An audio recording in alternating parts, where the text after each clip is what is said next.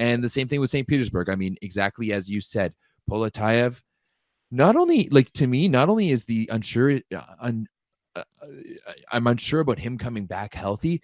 I've never really seen Poletaev kind of be the player that everyone touts him to be, right? Like I've never like he's had like he's in my books he's very much like a Ben Patch, Shawan Vernon Evans type of athlete where that Really?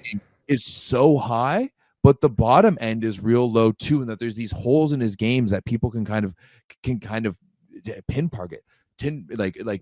You know, he's definitely no Mikhailov incarnate. Well, no.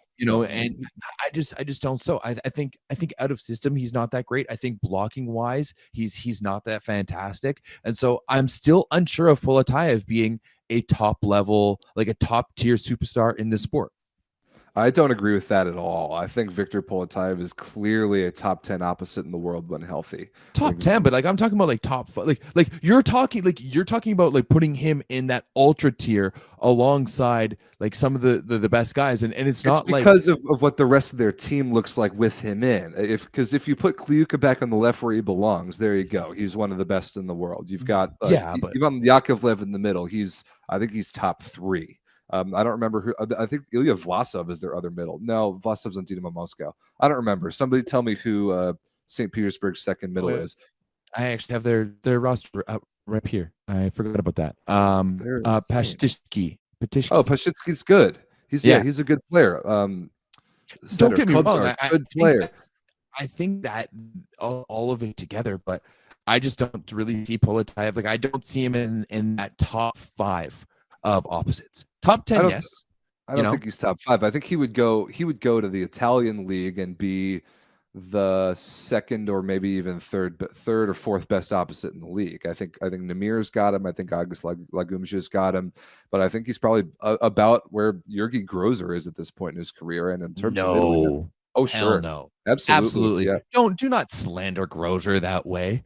Really? I would take. Oh man, Grozer has been having a career. We can pull up the stats even. Poletaev hasn't played. I would put a healthy Poletaev in. I think he is a drop-in replacement for Yurgi Groz's production right now. I feel like Poletaev has never had the consistent production that Yurgi Grozers have. Like never. And I mean, you're gonna slander Grozer right now, who is leading the Superliga in points. I'm not slandering him at 234 and averaging 4.68 points per set. Like his team's not as good. The rest of his team's not as good. They need him to score like that. Like Lagumzha's better than him. Namir's better than him. I'm jury's still out on Zaitsev right now. I mean, better than him. I don't disagree with any of those except for maybe Zaitsev because I think Jean Patry is better than Grozer. Come on. I don't know about that. I really don't know about that. This turned into an interesting like this. But yeah, I definitely think Poletaev has always been a little bit overrated.